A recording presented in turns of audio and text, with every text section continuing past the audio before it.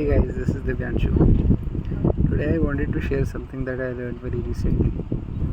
I was wondering how did Coulomb or how did Newton figure out the value of the gravitational constancy or their electrostatic coefficients K when they were discussing the Coulomb's law and they discovered the law of gravitation.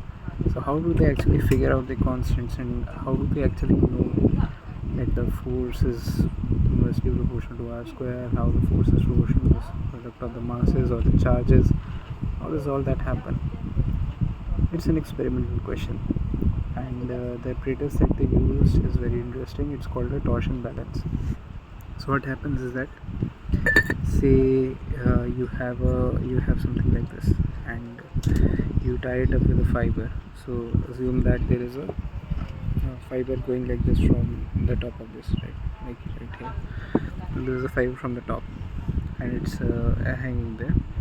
And from the fiber, you suspend a beam, and at the ends of the beam, you put some masses on, and then you take a ball, charge the balls on the beam, and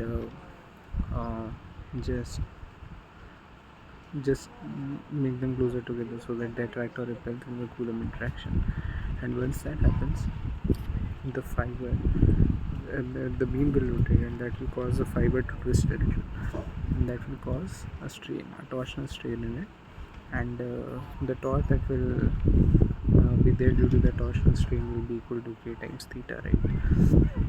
And the torque itself is proportional to the force that is being exerted either through the Coulomb interaction or the gravitational interaction. So using that, if we know the K of the fiber, we can, and if we can calculate the theta, the torque is related to the force F times L. We can calculate the force, and once you know the force, you can do all sorts of measurements based on distances, the charges. You can then calculate what the constant is from all those observations. So, but how would you know the K of the string? In order to know the K of the string, what they do is follow a method called the resonant oscillation method.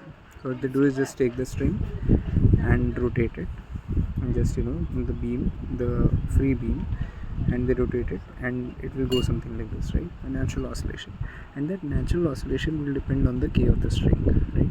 So you measure the frequency of the oscillation, from there you take the K, and from that K you calculate the force, and that's how you get the value of the constants.